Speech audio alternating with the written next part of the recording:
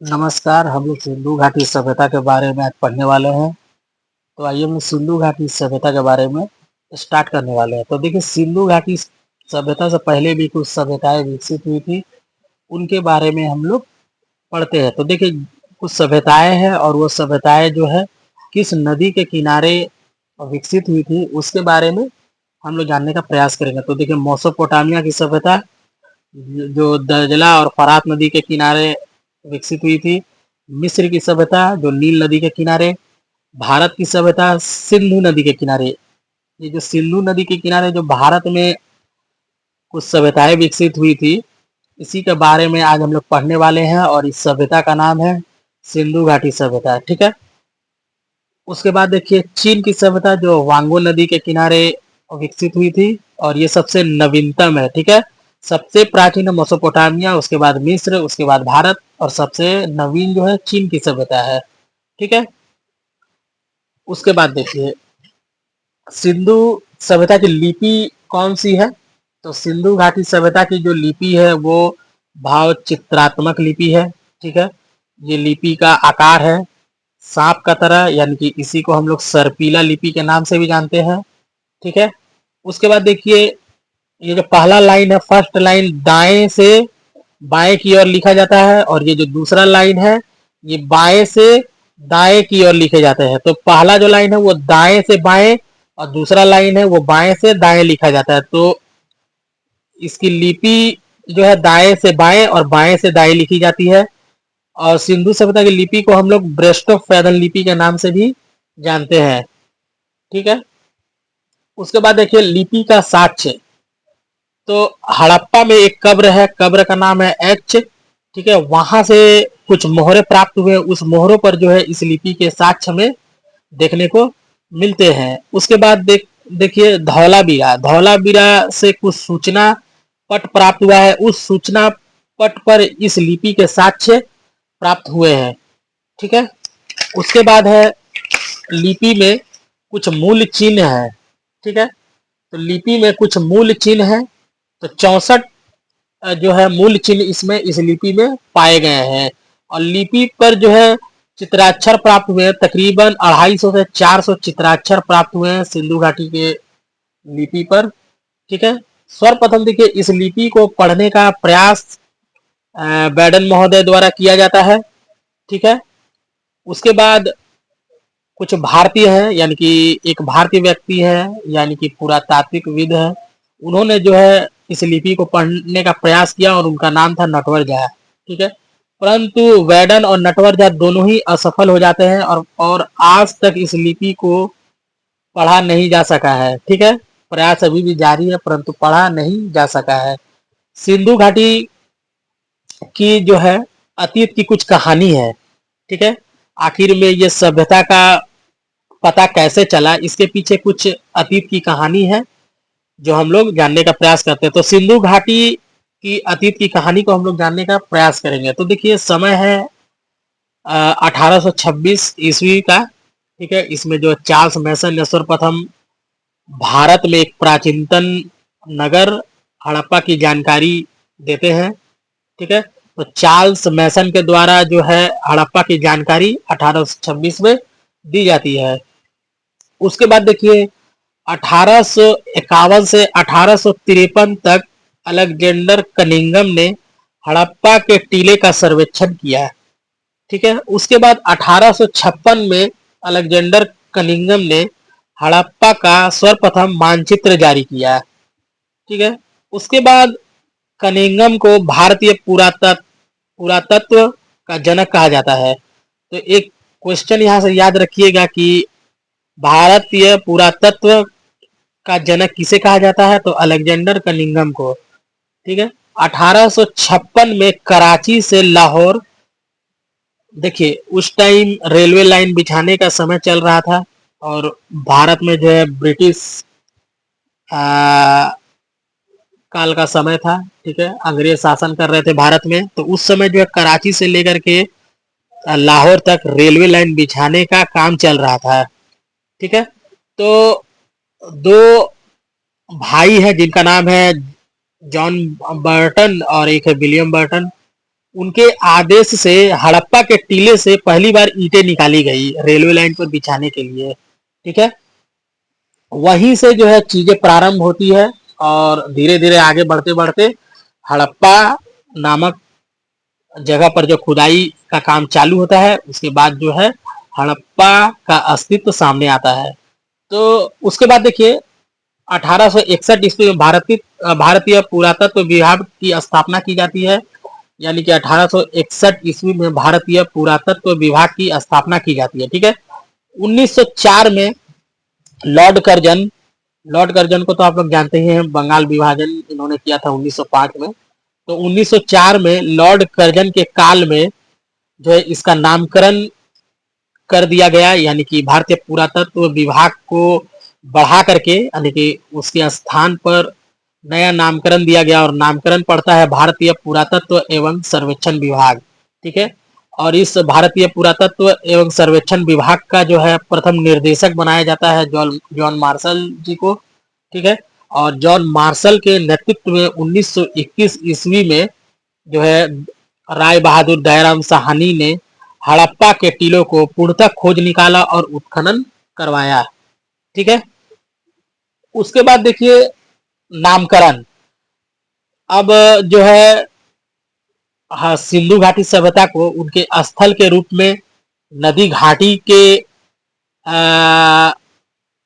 सभ्यता में विकास हुआ।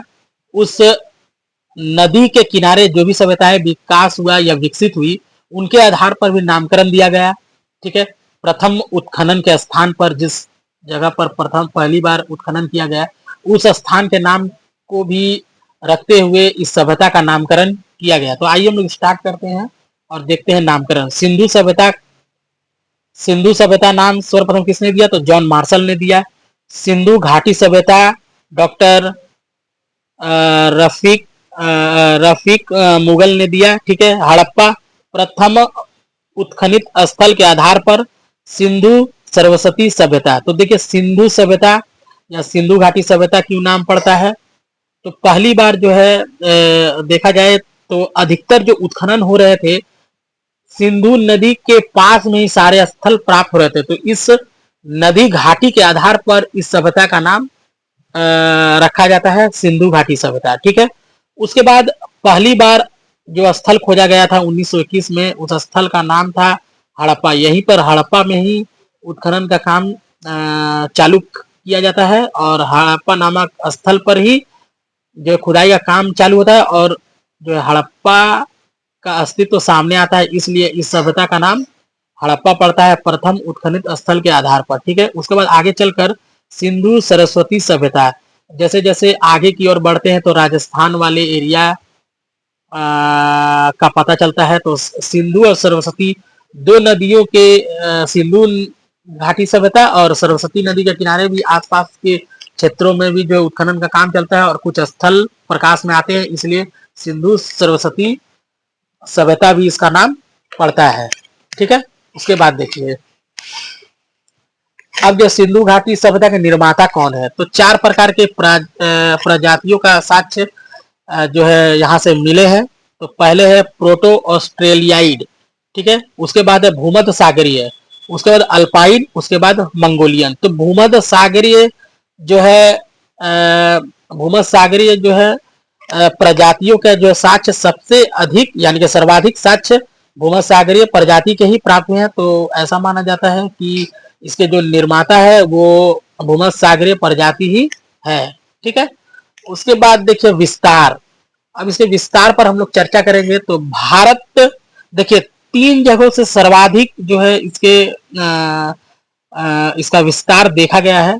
एक है भारत, दूसरा पाकिस्तान, तीसरा है अफगानिस्तान। तो भारत में अगर देखा जाए तो सर्वाधिक जो स्थल है वो गुजरात राज्य में है। ठीक है, उसके बाद पाकिस्तान है, उसके बाद आता है अफगानिस्तान। जो सबसे कम स्थल अफगानिस्तान से प्राप्त है, मात्र यानी कि केवल और केवल 2 ही स्थल प्राप्त हुए हैं। एक है सोर्तगोई, दूसरा है मुंडी गार। ठीक है, उसके बाद अगर हम देखा जाए तो इसके विस्तार में अगर देखा जाए उत्तर से दक्षिण और पूरब से पश्चिम का विस्तार को हम लोग देखेंगे। तो देखिए उत्तर से लेकर के दक्षिण तक का जो विस्तार है वह पूर्ण रूप से 1400 किलोमीटर है और पूरब से पश्चिम इसका विस्तार 1600 किलोमीटर है। तो कहने का मतलब है पूरब से पश्चिम इसका विस्तार ज्यादा है 1600 किलोमीटर।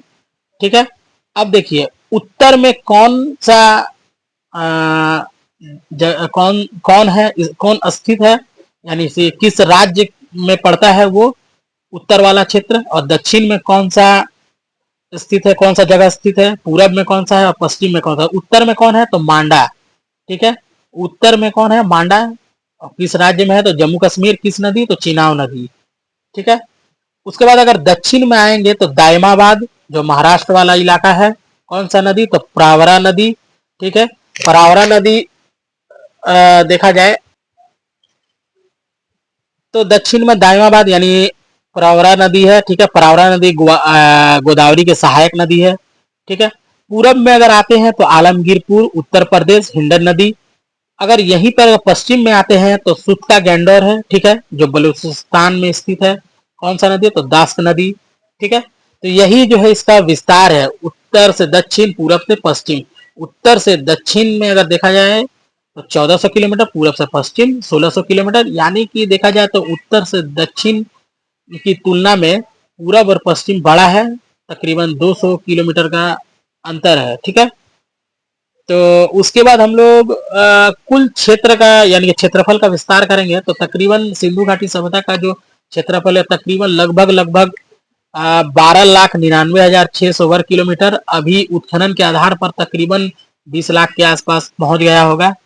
ठीक है, अगर आकार देखा जाए तो त्रिभुजाकार है, लेकिन अभी जिस तरह से उत्खनन किए जा रहे हैं क्षेत्र का जो है, जो भी स्थल है उसका धीरे धीरे विस्तार हो रहा है, तो ये जो आकार है इसमें परिवर्तन हो सकता है, सम चतुर्भुज के आकार का हो सकता है। ठीक है, तो खैर हम लोग जो अभी जो डाटा है उनके अनुसार ही पढ़ते हैं, आगे देखा जाएगा किस तरह से इसका आकार में किस तरह से परिवर्तन आता है। तो इसका आकार कैसा है तो त्रिभुजाकार। ठीक है, एशिया में सबसे उत्तरतम बिंदु कौन सा है तो अफगानिस्तान। ठीक है, उत्तरतम बिंदु कौन सा यानी सबसे उत्तर में कौन सा बिंदु स्थित है तो अफगानिस्तान। कौन कौन, अफगानिस्तान में एक है मुंडी गाक, दूसरा है सुर्त गोई। ठीक है, उसके बाद है क्षेत्र और उसके स्थल। जैसे मान लीजिए कौन सा क्षेत्र है वहां से क्या क्या पूरा स्थल प्राप्त हुआ है उनके बारे में हम लोग पढ़ने वाले हैं। तो क्षेत्र को देखा जाए तो अफगानिस्तान, तो अफगानिस्तान से मात्र दो ही पूरा स्थल प्राप्त हुआ है, एक है मुंडी गाक, दूसरा है सुर्त गोई। उसके बाद हम लोग बलूचिस्तान के बारे में जानेंगे तो बलूचिस्तान से हम लोग का मेहरगढ़। ठीक है, उसके बाद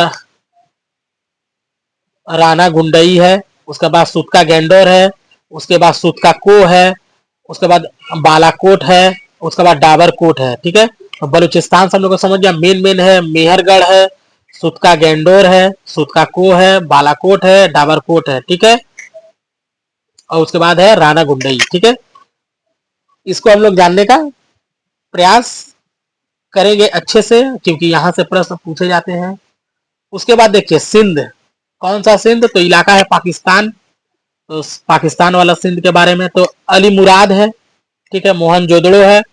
ठीक है, आमरी है, कोटदीजी है, चंद्रहुदड़ो है। ठीक है, उसके बाद पंजाब, जो पंजाब अभी वर्तमान में पाकिस्तान में स्थित है वहां पे कौन कौन है तो पंजाब जो पाकिस्तान में उसमें है रहमान ढेरी। ठीक है, रहमान ढेरी है, हड़प्पा है, जलीलपुर है। उसके बाद पंजाब जो भारत में स्थित है उसमें है रोपड़, संघोल, बाड़ा, चक 86। ठीक है, यहाँ तक क्लियर है, किसी प्रकार कोई दिक्कत नहीं होना चाहिए। हरियाणा से कौन कौन से स्थल प्राप्त हुए तो कुनाल, मित्ताथल, राखीगढ़ी, बनावली। ठीक है, राजस्थान से हमें प्राप्त हुआ है बालाथल, कालीबंगा। उत्तर प्रदेश से आलमगीरपुर। ठीक है, बड़ागांव, हुलास। ठीक है, गुजरात से लोथल, धौलावीरा, रंगपुर, रोजदी। ठीक है, उसके बाद प्रभास पतन। ठीक है, प्रभास पतन, देसलपुर, भगत राव, सूरकोटदा, ठीक है, नागेश्वर। तो सिंधु घाटी सभ्यता से सर्वाधिक स्थल जो है भारत के परिप्रेक्ष्य से देखें तो भारत में सबसे ज्यादा सिंधु घाटी सभ्यता का स्थल प्राप्त हुए हैं, और वो किस राज्य में है तो गुजरात। तो आपने देखा कि तकरीबन कई सारे स्थल जो है गुजरात से ही प्राप्त हो गए हैं सिंधु घाटी सभ्यता में, ठीक है। अब देखिए गुजरात में ही कुछ नए खोजे गए स्थल है जो गुजरात राज्य में स्थित है। एक है करीम शाही, दूसरा है कोटदा भादली, ठीक है, कोटदा कोटदा, ठीक है, भादली। यहां तक क्लियर है। तो करीम शाही हो गया, उसके बाद कोटदा भादली, ठीक है। यहां से जो है डेयरी उत्पादन के साक्ष्य मिले, यानी कि दूध उत्पादन के साक्ष्य हमें कोटदा भादली से प्राप्त हुए हैं, ठीक है। ये नवीनतम है, ठीक है। एक करीम शाही, दूसरा है कोटदा भादली। यहाँ से दूध उत्पादन या डेयरी उत्पादन के साक्ष्य हमें देखने को मिलते हैं। उसके बाद देखिए सिंधु घाटी सभ्यता। तो सिंधु घाटी सभ्यता कैसी सभ्यता है तो काश युगीन सभ्यता है, ठीक है। भारत की प्रथम नगरीय सभ्यता है, पूर्ण रूप से शहरी सभ्यता है सिंधु घाटी सभ्यता। काश युगीन सभ्यता है, ठीक है। अगर देखिए सिंधु घाटी सभ्यता के बारे में अगर पूछे, अगर मान लीजिए ऑप्शन में काश युगीन नहीं है तो ताम्र युगीन है, तो ताम्र युगीन सही हो जाएगा, ठीक है। अगर काश युगीन ऑप्शन में दिया हुआ है तो काश युगीन ही सही होगा, ठीक है। उसके बाद देखिए सिंधु घाटी सभ्यता का कालक्रम। अब देखिए कालक्रम को कई जो है माफ कीजिएगा पुरातत्व विद के द्वारा और कई भी एनसीईआरटी के आधार पर जो है सिंधु घाटी सभ्यता का कालक्रम को निर्धारित किया गया है। तो सबसे पहले जॉन मार्शल के द्वारा, तो जॉन मार्शल है 3250 ईस्वी पूर्व से लेकर के 2750 ईस्वी पूर्व तक रेडियो कार्बन पद्धति, ठीक है। रेडियो कार्बन पद्धति C14 के अनुसार इसे माना गया है 2300 ईस्वी पूर्व से लेकर के 1750 ईस्वी पूर्व।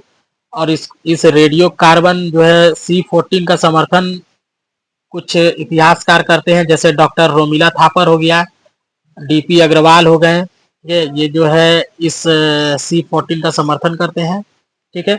और जो C14 रेडियो कार्बन C14 जो है सबसे प्रमाणिक मत है, ठीक है। और इसी क्रम को ही कहीं कहीं माना जाता है, ठीक है। तो सबसे प्रमाणिक मत कौन सा है तो C14 रेडियो कार्बन C14, ठीक है। उसके बाद देखिए एनसीईआरटी। अब एनसीईआरटी के अनुसार जो है कौन सा कालक्रम सिंधु घाटी का माना गया है तो 2500 ईस्वी पूर्व से लेकर के 1800 ईस्वी पूर्व तक, ठीक है।